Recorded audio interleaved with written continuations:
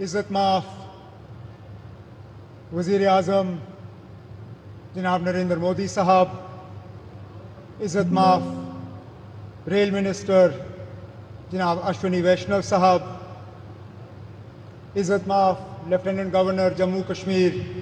जनाब मनोज सिन्हा साहब, इज़्ज़त माफ़ MOS PMO doctor Jitendra Singh साहब, इज़्ज़त माफ़ MOS रेलवेज़ जनाब सोमन्ना साहब, इज़्ज़त माफ़ डिप्टी CM जम्मू कश्मीर जनाब सुरेंद्र चौधरी साहब, इज़्ज़त माफ़ मेंबर पार्लियामेंट जुगल किशोर साहब, इज़्ज़त माफ़ leader of opposition JNK assembly Sunil Sharma साहब, यहाँ पे आए हुए भाइयों बहनों बुज़ुर्गों, वज़ीर आज़म साहब, इसको किस्मत कहिए, मुकद्दर कहिए, बीच बीच में जब कभी रेल के कोई बड़े प्रोग्राम हुए तो कहीं ना कहीं मेरी खुशकिस्मती रही है कि उनके साथ मुझे जुड़ने का मौका मिला। पहली बार जब अनंतनाग रेल स्टेशन का इनॉग्रेशन हुआ उसमें, जब बानिहाल रेल टनल खुला उसमें, और मेरी शायद पहली हुकूमत का आखिरी प्रोग्राम ठीक इसी जगह आपके साथ 2014 में। और इत्तेफाक की बात यह है वज़ीर आज़म साहब कि उस प्रोग्राम में 4 लोग शामिल थे,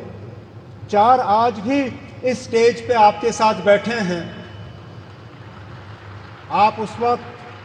पहली मर्तबा वज़ीर आज़म बने थे, इलेक्शन के ठीक बाद आप यहाँ आए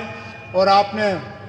माता की कृपा से यहाँ कटरा रेलवे स्टेशन का इनॉग्रेशन किया। उसके बाद लगातार 3 बार इलेक्शन जीत के आप वज़ीर आज़म इस मुल्क के बने रहे। आपके साथ आपके MOS PMO doctor Jitendra Singh साहब, वो भी उस प्रोग्राम में मौजूद थे। यहाँ तक कि हमारे माननीय लेफ्टिनेंट गवर्नर साहब मनोज सिन्हा साहब उस वक्त MOS रेलवेज़ की जिम्मेदारी संभाले हुए थे जब यहाँ कटरा रेलवे स्टेशन का इनॉग्रेशन हुआ। और ख़ुद मैं वज़ीर आला के तौर पे मनोज सिन्हा साहब की अगर आप देखें तो माता की कृपा से प्रमोशन हुआ, मेरी अगर आप माने तो थोड़ा सा डिमोशन हुआ। मैं रियासत का वज़ीर आला था, अब UT का वज़ीर आला हूँ, लेकिन मान के चल रहा हूँ कि इसको दुरुस्त होने में अब ज़्यादा देर नहीं लगेगा और आप ही के हाथों जो है दोबारा जम्मू कश्मीर को जो है रियासत का दर्जा हासिल होगा। वज़ीर आज़म साहब, इस रेल के ख्वाब बहुत लोगों ने देखे, यहाँ तक कि कश्मीर को बाकी मुल्क के साथ जोड़ने का ख्वाब अंग्रेज़ों ने भी देखा था, लेकिन वो पूरा कर नहीं पाए। उनका ख्वाब था कि उरी झेलम के किनारे जो है वो रेल लाके कश्मीर को बाकी मुल्क के साथ जोड़ें, लेकिन आज जो अंग्रेज़ पूरा नहीं कर पाए वो आपके हाथों पूरा हुआ और जम्मू कश्मीर, कश्मीर की वादी को बाकी मुल्क के साथ जोड़ दिया गया। इस मौके पे मुझसे बहुत बड़ी भूल होगी अगर मैं पूर्व प्रधानमंत्री जनाब अटल बिहारी वाजपेयी साहब का इस मौके पे शुक्रिया ना करूं, क्योंकि ये प्रोजेक्ट ज़रूर 1983-84 में इसका संगे बुनियाद रखा गया। और मैंने पिछले दिनों मीडिया को हंसते हुए कहा कि जब ये प्रोजेक्ट शुरू हुआ मैं 8वीं क्लास का बच्चा था। आज मेरी उम्र 55 हो गई है, मेरे बच्चे भी कॉलेज पार कर गए हैं, अब जाके ये प्रोजेक्ट मुकम्मल हुआ। और ये तब हुआ जबकि वाजपेयी साहब ने इसको प्रोजेक्ट ऑफ नेशनल इम्पोर्टेंस का दर्जा देके इसमें बजट में जो है प्रावधान करके ये प्रोजेक्ट आज मुकम्मल हुआ। इस प्रोजेक्ट से जम्मू कश्मीर को भरपूर फ़ायदा होगा, लोगों का आना जाना रहेगा, टूरिज़्म से इसको फ़ायदा होगा, यहाँ के रहने वालों को फ़ायदा होगा। जैसे मैं आपको अभी कह रहा था, यहाँ बारिश पड़ते ही जब हाईवे बंद हो जाता है तो जहाज़ वाले हमें लूटना शुरू कर जाते हैं।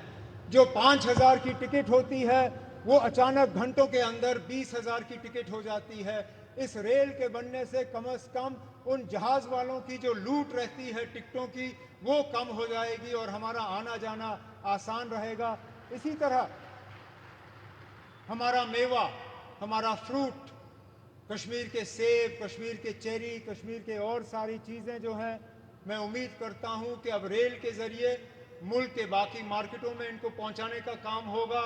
और दुनिया भर की मार्केटों में जो है वो हम पहुंचा पाएंगे। वज़ीर आज़म साहब, आज आपके शुभ हाथों से ये एक और इंफ्रास्ट्रक्चर प्रोजेक्ट जम्मू कश्मीर का जो है मुकम्मल हुआ है। इसी तरह के कई और प्रोजेक्ट्स जो हैं वो तेज़ी से आगे बढ़ रहे हैं, चाहे जम्मू का रिंग रोड हो, चाहे श्रीनगर का रिंग रोड हो,